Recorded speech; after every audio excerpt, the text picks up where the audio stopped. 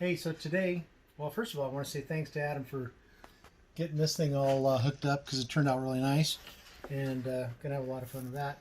But today what we're going to do is we're going to replace these bars and the turn plate and subplate with Adam's subplate that's sitting right here on the table. Yep. And this is a quick steer subplate assembly that Adam made JetSkiCNC. So go to JetSkiCNC.com and pick up your your subplate, your quick steer, and all the hardware that you can with that. You can also pick up these dash plates. So that's JetSkiCNC.com. All right. So we're going to take all this apart, and that's just a matter of removing all of this stuff here and the throttle and so forth and so on, and then we'll show you what we're going to do. So let's get to work.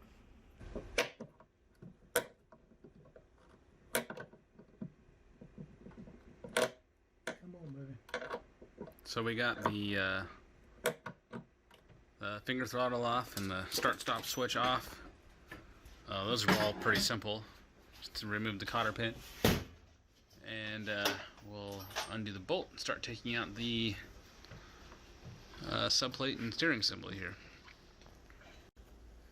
Alright, so we got the bar and quick steer assembly off, and now we're going to take the OEM subplate off, which has been painted black, I think, which is why it's kind of hard to see. Yeah, this is just a painted black OEM plate, or subplate. We got the 6 side screws out. Now we're just doing the cable stay screws. They're 10mm. I think we're going to change them out to just the socket cap screws, just to make them easier for installation, because it's kind of a pain. And it's even hard to see in there too. That is so nice. That's smooth. Smooth bearing, smooth. Yeah, so that's an upgrade, right? The bearing. Yeah, the bearing's an upgrade. That's a whole different world right there, brother. And then the bolt is factory. You're gonna have a heck of a time getting that off of your old piece.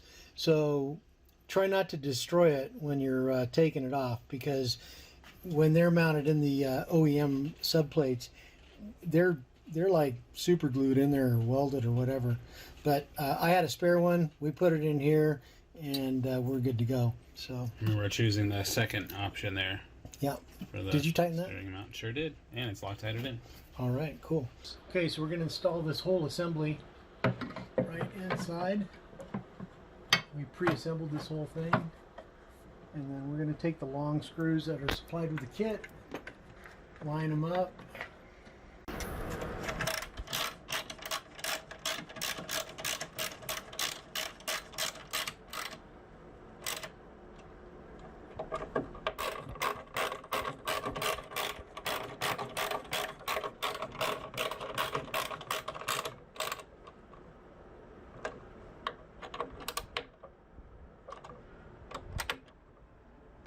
Cool.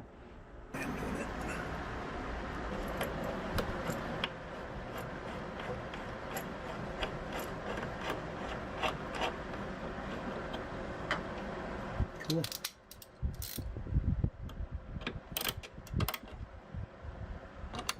Little silicone on the threads and you're good to go.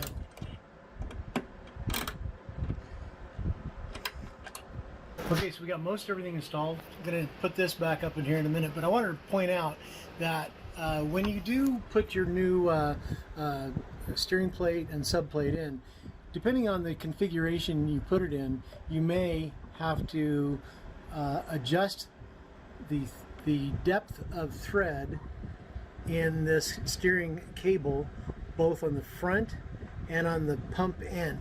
So depending on how much or where you placed this pin, if you look at this pin, you've got 3 points.